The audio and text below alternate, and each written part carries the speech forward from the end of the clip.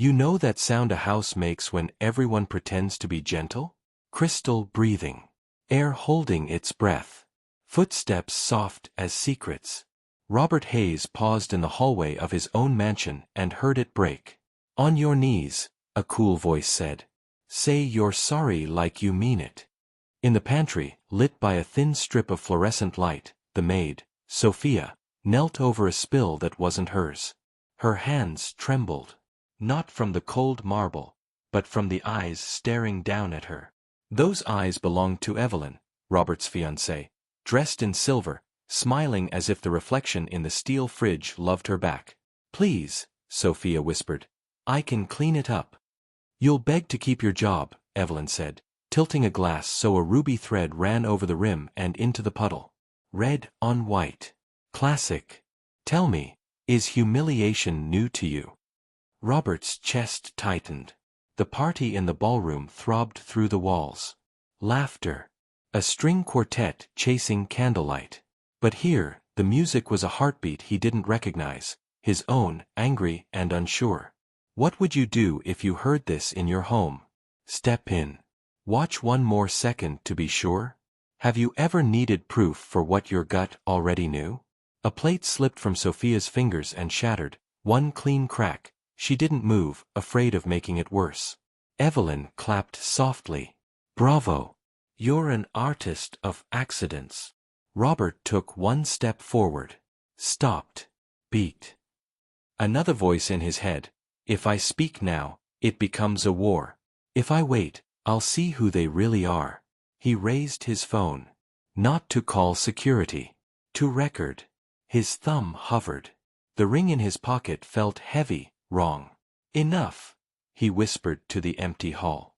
But he didn't say it out loud. Not yet. Would you have walked in?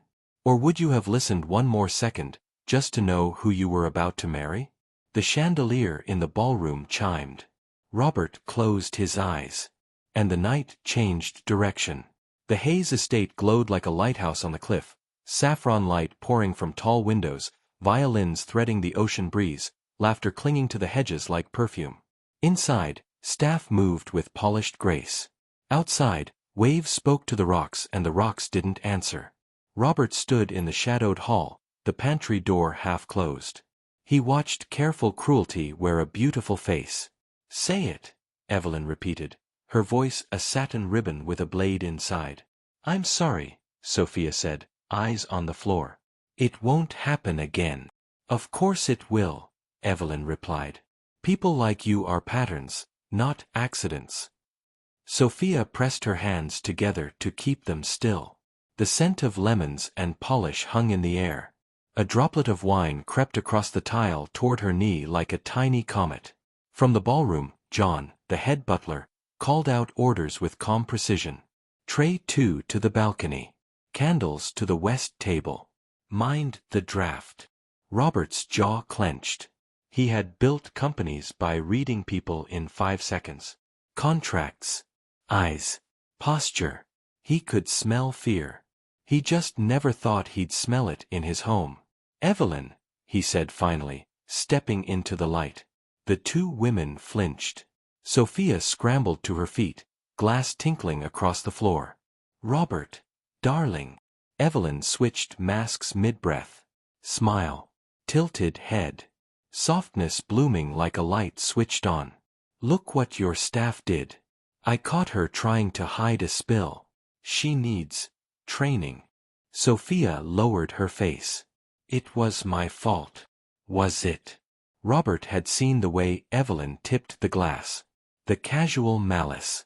Yet Sophia still protected her. Why?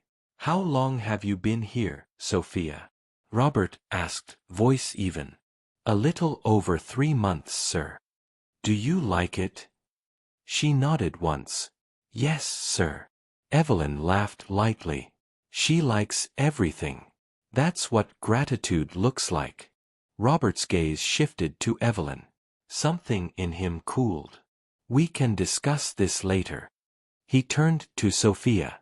Please ask John to send someone to clean. Don't touch the glass. You'll cut your hands.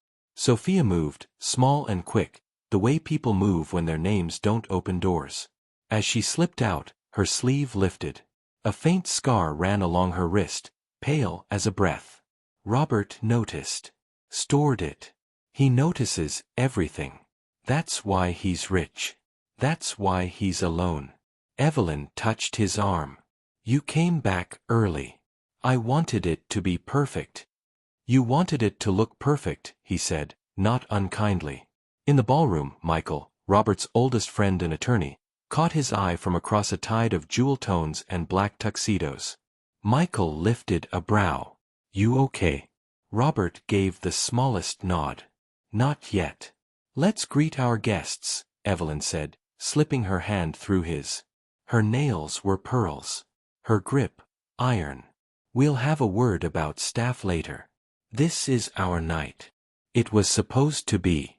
There was a speech in Robert's breast pocket and a ring in his jacket. Everything choreographed. Lights, music, promises. He let himself be led. He smiled. He thanked donors. He laughed at the right places. He watched Evelyn glide like a swan and remembered the hiss he had just heard under her breath. Have you ever smiled through a storm because the room expected sun? Have you ever stood beside someone and felt farther than the moon? Near the end of the receiving line, Robert glanced toward the service corridor. He saw Sophia hand a tray to John, then press her fingers to her eyes for 1 second. 1 second only. Then she straightened and walked back out with a new tray, spine steady. The orchestra swelled. Evelyn raised her glass. To love, she said. Robert lifted his. The crystal rang like a warning. And then, the second crack appeared. It happened during dessert. The ballroom was a lake of gold. Candles kissed glass. Silver chimed as forks found their plates. Sophia moved between tables like a quiet metronome, balancing sugar, flame, and grace. She set down a crème brûlée, the caramel top shining like a coin, when Evelyn's voice slipped behind her shoulder. Careful, Evelyn said. Try not to break another thing. Sophia nodded, lips pressed. She turned to leave, and froze. A guest, an older man in a navy suit, coughed sharply, fumbling for a pill case. Water. He needed water. Sophia pivoted. No hesitation. Glass. Pitcher. Napkin folded over the rim so the condensation wouldn't wet his sleeve. Sir, she said softly. Sip slowly. She stayed until his breath leveled. The man squeezed her hand. Thank you. Evelyn watched. Something flared in her eyes. Not gratitude. John caught Robert's look and gave a quiet, respectful nod to Sophia as she passed. Good instincts, he murmured. Then a hush fell where laughter had been. A small hush at first. Then it spread. Evelyn had stepped onto the low dais near the string quartet. She tapped a spoon against her glass for attention. Delicate chimes. Heads turned like sunflowers. I wanted to share a little story, she said, smiling at Robert as if the world were a mirror. About standards. Robert tensed. Evelyn lifted a linen napkin. A crimson bloom showed at the corner. Wine, artfully wicked. She held it toward Sophia. Do you recognize this?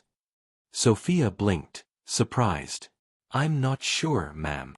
It's yours, Evelyn said sweetly. From the little accident. Come. Don't be shy. Every eye found Sophia.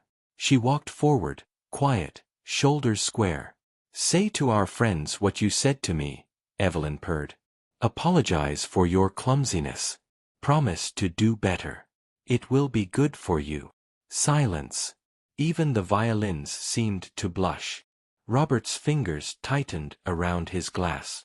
He felt Michael at his shoulder now, solid as a wall. Sophia swallowed. Her gaze flickered to Robert and away. I apologize if I caused trouble, she said, voice steady but soft. It wasn't my intention. Evelyn's smile sharpened. Knees, dear. Humility looks best when seen. A ripple of discomfort moved through the crowd. Someone coughed. Someone else looked at their plate. Robert heard his heartbeat climbing stairs. Have you seen a room turn away because it's easier? Have you ever been the only one who couldn't? Robert's glass touched the table with a sound that felt like a decision. He stepped forward. "Evelyn," he said calmly. "That's enough." "Darling," she said without turning. "I'm teaching." His answer died in a different sound. A small, bright crack. A server near the dais had clipped a crystal tower with the edge of a silver tray. One flute wobbled, kissed another, and shattered. A blade of glass leaped. Time tripped. Evelyn flinched. A thin red line opened along her wrist. Beads of blood ran like a bracelet. Several guests gasped. Someone whispered, "Oh." Sophia moved first. She reached Evelyn in 3 steps, tore the silk scarf from her own neck, and wrapped it around the bleeding wrist with the clean, practiced pressure of someone who had learned in harder rooms than this. "Hold," she said softly. "Higher than your heart." Evelyn stared at the scarf, at Sophia's hands, at the sudden hush that gathered like a cathedral around them. The maid Evelyn had humiliated was stopping her blood. Robert exhaled a breath he didn't realize he'd been holding. "Thank you," Evelyn murmured despite herself, the word falling out before pride could catch it. "What are you doing?" hissed a voice from somewhere. She was. Sophia didn't answer. She eased Evelyn to a chair. "Do you feel faint?" Her tone was clinical, not cruel. "Look at me. Breathe in. Out. Good." Guests watched, their earlier smiles hanging awkwardly from their faces like masks that didn't fit anymore. Evelyn lifted her eyes at last, and they were different. Not softer. Just seen. Robert stepped onto the dais. His glass rang once as he tapped it. "What you just witnessed," he said, voice low and even, "was character." Heads turned. "And we need to talk." The room held still. The night had just chosen a side. "Before we go on," Robert said, "Sophia, will you stay?" She stood beside Evelyn's chair, fingers still pressing the scarf. "Yes, sir." Michael moved to the edge of the dais, his dark suit absorbing the gold light like an oath kept. John hovered near the back, a quiet guardian. Robert looked at the guests. Their faces were shiny with curiosity, discomfort, and a hunger for the next thing to talk about on the drive home. "Most of you know me," he began. "You know the headlines. You know the numbers. But there's a story you don't know. When I was 10, my mother, Emma, cleaned houses. She wore the kind of shoes that make no sound because they're not supposed to. After one long day, she came home with a cut on her hand. Same place as Evelyn's." He paused. "She wrapped it in her scarf. She cooked dinner anyway. She never complained because the bills didn't care." He turned to Sophia. "Where did you learn that pressure and angle?" Sophia's eyes flicked to the floor. "My little sister," she said. "Also Emma. She's sick. Hospitals teach you things you don't want to know." A murmur moved through the room. Robert traded a glance with Michael. "There it is." "How old is she?" Michael asked gently. 14, Sophia said. "She writes poems on napkins when she can't sleep. She likes the sea." Robert swallowed. He felt the ocean at the cliffs push into his lungs. "Why didn't you let me help you earlier?" he asked. Sophia's mouth trembled, just for a heartbeat. "Because help comes with shame in places like this," she said quietly. "And shame is heavier than work. Have you ever refused a hand because you thought it would pull you under? Have you ever learned to swim alone, just in case?" Evelyn shifted in the chair, eyes on the scarf. "I didn't need your pity," she muttered. Sophia met her eyes for the first time. "I wasn't offering pity," she said. "Just pressure." A few people smiled, small and ashamed. Robert nodded to Michael. Michael lifted his phone. On the screen, muted but clear, the pantry scene replayed. The spilled wine. The words. The clap. The demand. Proof. No music, just the fluorescent hum of cruelty. No one could pretend not to see, not anymore. A woman at table 3 put a hand over her mouth. A man in a peaked pocket square looked away. Robert's voice was soft. I wanted to be wrong. Evelyn's head snapped up. You recorded me? I recorded my home, Robert said evenly. I recorded what I couldn't believe. Beat. Evelyn's chin lifted. You think one moment defines me? No, Robert said. I think the moment you were hurt defined her. He nodded toward Sophia. The room seemed to lean, just slightly, toward the maid. Mr. Hayes, John said from the back, his voice calm. Paramedics can come if needed. But the bleeding slowed. Sophia checked the scarf. You'll be okay, she told Evelyn. Keep it high a few more minutes. No sudden movements. Please. Evelyn looked at her with a complicated anger that was mostly fear. Not of the cut. Of being seen like this, held by the hands she mocked. Robert took a breath. This was meant to be a celebration. I had a speech. He took the folded paper from his pocket. It rustled like a leaf that didn't want to fall. But speeches belong to the truth. And the truth changed. He looked at Sophia. Will you tell them your sister's favorite line? Sophia blinked. She wrote one. Please. Sophia's voice barely rose above the music. She says, kindness is the only thing we keep when the house burns down. A chandelier pinged, a tiny star going cold. Evelyn's eyes gleamed. So what now, Robert? You make a saint out of your maid and a villain out of your fiancé. Robert's jaw worked once. No, he said. I make a decision. The room inhaled. And waited for the drop. Robert folded the speech. Slipped it back into his pocket. He touched the ring in his jacket, as if it might set his fingers on fire.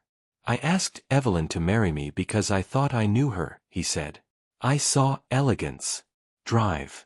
A future that looked good in photographs. He looked at Evelyn. I didn't see this. Evelyn stood, ignoring Sophia's warning murmur.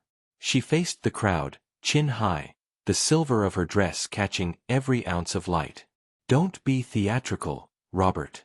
She's a maid. She cleans up. That's her job. And yours? Michael asked, voice cool, every syllable a step closer. What's your job when no one's watching? Evelyn's laugh was brittle. Oh, spare me the sermon. Robert's hands relaxed at his sides. They looked like his father's hands in old photos, strong, used, honest. Evelyn, he said softly, you hurt someone because you could.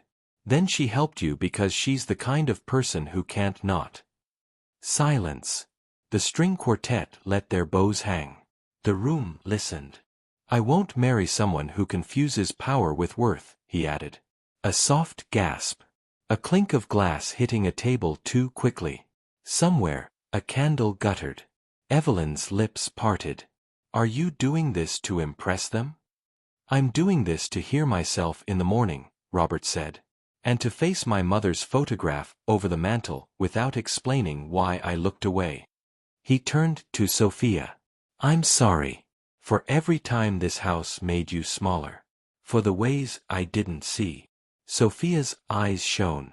You didn't have to. I do, he said gently. I employ you. That means more than a paycheck. He faced the room. Two things will happen tonight. First, the engagement is over. The words hung in the air like heavy fruit. Second, he continued, Sophia will take a paid leave to care for her sister, Emma. The foundation will cover Emma's immediate medical needs and set up a fund. We'll discuss the details privately. But I want you to hear this part out loud. A rumble of murmurs, some surprised, some relieved, a few disapproving. That was fine. Truth never got perfect applause. John bowed his head, gratitude quiet and deep. Michael's jaw unclenched. He whispered, That's the man I know. Evelyn's face hardened. Do you want to tell them the whole truth, Robert? Tell them why you really invited this crowd tonight. She turned, voice sweet with poison. He wasn't just going to announce an engagement. He was going to announce a new brand. A kindness initiative. Company money, image rehab, the full halo. He was going to use me. And now he's using her. Some guests shifted, uncomfortable. Motives always muddied the water. Robert didn't flinch. Yes, he said. I was going to announce an initiative tonight. Because kindness is good business and good living. Those things aren't enemies. Evelyn smiled like a blade. How noble. Should we talk about the clause in our prenuptial agreement that says I leave with nothing if I embarrass you? Michael's eyes sharpened. You mean the clause you insisted on removing 3 weeks ago? Don't lie to a room with a lawyer in it. A laughter ripple, nervous, then real. Evelyn took a step toward the mic on the dais. You want truth. Here's truth. This little saint isn't what you think. Sophia flinched. Ma'am, please, don't. She's been sneaking into the music room, Evelyn said, throwing her arm toward the side doors. At night. Playing the grand piano like she owns it. I have video. Robert blinked. The piano is there to be played. By guests, Evelyn snapped. Not by staff pretending. The room turned. The music room waited in darkness, door cracked open like a secret. What did you play? Robert asked softly. Sophia's voice was a thread. Chopin. And, a song my sister wrote. I play when I miss her. Robert nodded once. Then play it, he said. Silence. Then the sound of 100 chairs breathing. Evelyn's eyes flashed triumph. Let the girl fail. The crowd leaned. Sophia stared at the door. Her hand found the edge of the scarf still wrapped around Evelyn's wrist. She hesitated. Have you ever been asked to be seen when the safest thing is to stay invisible? Have you ever walked into the light anyway? Sophia took a breath. And stepped toward the piano. The music room was dim, except for the small lamp that turned the piano's lid into a crescent moon. The ballroom's hum softened at the threshold, as if sound itself knew to wait. Sophia sat. The bench sighed. She set her fingers on the keys like a prayer she'd learned as a child. Her shoulders rose. Fell. Silence. She began with Chopin. Not bravura. Not showing off.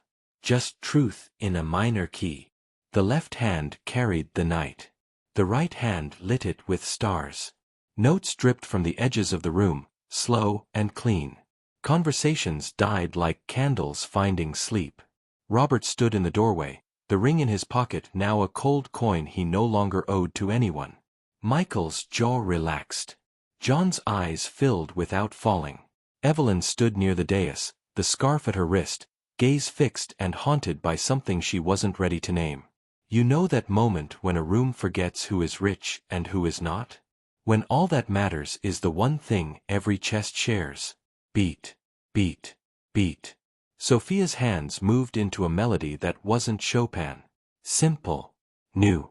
It wove like a ribbon through a child's fingers. She closed her eyes. Emma's song, she whispered, almost too soft to hear. The melody climbed a small hill and looked back at the sea. It smiled. It forgave. It kept going. By the second phrase, a woman at the back had a hand to her heart. By the fourth, the quartet had set their violins aside, listening like students again. Sophia finished on a note that didn't want to end. It hung. It trembled. It landed. Then, applause, not loud at first, but inevitable. People stood. Not because she was a maid. Not because Robert was watching. Because the room had been changed. Sophia stood quickly and looked as if she wanted to apologize for all the air she had just taken. Robert shook his head and stepped forward. Thank you, he said. He turned to the guests.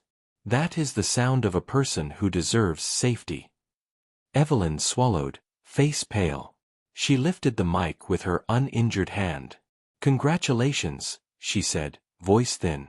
You've made the help a star. Michael sighed. Evelyn, stop. No, she snapped. I won't be the only villain in this fairy tale. You. She pointed at Sophia. You think you're better than us because you're nice? Nice is cheap. Sophia looked at her for a long, quiet second. No, she said. Kindness is expensive. You pay for it with pride. Evelyn's mouth opened, closed. She lowered the mic. Robert stepped between them, not as a savior, just as someone arranging furniture so no one tripped again. Security will escort Ms. Dewinter to her car, he said softly to John. Make sure she gets home safe. Evelyn searched his face. You'll regret this. I'll remember it, he replied. That's different. John's team appeared as if they had been waiting in the walls for the right sentence. They were gentle, professional. Evelyn didn't fight. She pivoted once at the door and looked back at Sophia, 100 unsentences in her eyes. Then she left. Robert turned to the guests. The announcement I planned tonight is still happening, he said. The Hayes Foundation will fund a program for staff education and emergency support. We'll start with Emma's needs. Then we'll build something bigger. He looked at Sophia. If you want to study music, we'll help. If you'd rather stay and run this house with John, we'll help. Choose your life. We'll back it. Sophia covered her mouth. A sound slipped out that might have been a laugh or a sob. I just wanted to keep my job. You've done more than enough to keep it, John said, voice thick. You've reminded us what it's for. Robert faced the room one last time. Tonight, I learned that love is not a ring or a photo or a guest list. It's what you do when no one claps. It's how you treat the person who can't give anything back. Then the quartet lifted their bows again and, without a word, began to play Emma's melody the way they had heard it. Soft, faithful, true. The ballroom listened. Some people cried. Some people smiled through it. Everyone breathed. Later, when the house had thinned to whispers, Robert stood with Michael on the balcony. The sea kept its secrets. The stars pretended not to stare. You okay? Michael asked. Robert nodded. Better than okay. Because you did the right thing? Because she did, Robert said, looking back toward the piano. When it counted. Have you ever witnessed someone choose grace over revenge, and felt your life tilt a degree toward light? If you were in that ballroom, what would you have done when you heard the first cruel word? Would you have looked away, or stepped in? I'd love to hear your honest answer in the comments.